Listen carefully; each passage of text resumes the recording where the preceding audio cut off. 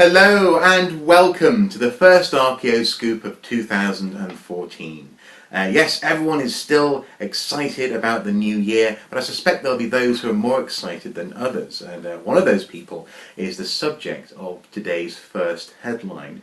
I'm talking about Richard Buckley, the archaeologist who headed up the Richard III excavations from the University of Leicester, and the fact that he's been recognised in the New Year's honours by the Queen. He's going to be receiving an OBE, of course, if he chooses to accept it.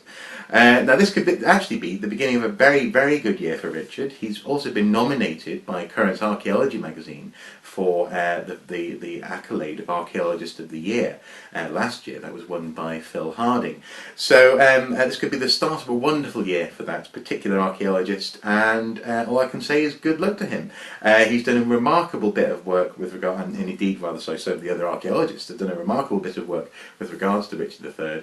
The finding, the publication, the publicisation, and I suppose actually also the level tone, the professional head that they've kept throughout this furore, this media storm, has certainly turned heads, but also I think gained an awful lot of respect from people across the world. So congratulations to him, and here's hoping this is the beginning of a very good year for Richard Buckley. That's headline number one. Headline number two actually comes from a research which has been done at the Max Planck Institute for Evolutionary Anthropology in Germany, where they have reanalysed bone and teeth which was recovered from the San Bernardino cave in the 1980s. These remains, this bone and teeth, were actually dated to between 28,000 and 59,000 years ago, and because of the layer in which they were found, they were assumed to have been Neanderthal remains. But in fact, actually, the research which has been done by the Max Planck Institute shows that they were actually medieval Italian remains, medieval human, or rather, sorry, Homo sapien Italian remains. As the researcher involved said, Stefano Benazzi, said the taxonomical discrimination of the species was based mainly on the layer that the human fossil was found, rather than the morphological features.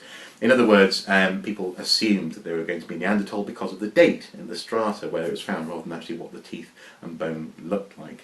So it's an interesting case of mistaken identity, I suppose mistaken species. We're all fallible, but this is the great thing actually about archaeology, and I suppose science in general, is that we're always checking and rechecking our results. So in this case, not quite Neanderthal, rather Italian, which I'm fairly sure some of my Italian friends may take a little bit as an insult. Nonetheless, that's headline number two.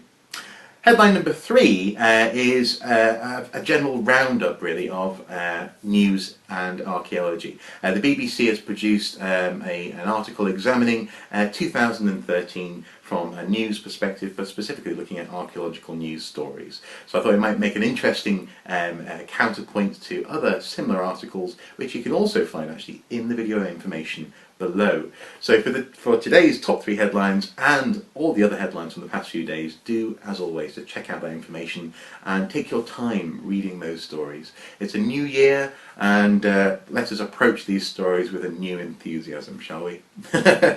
Nonetheless, as always, do take care, do enjoy those news stories, and until next time, bye bye.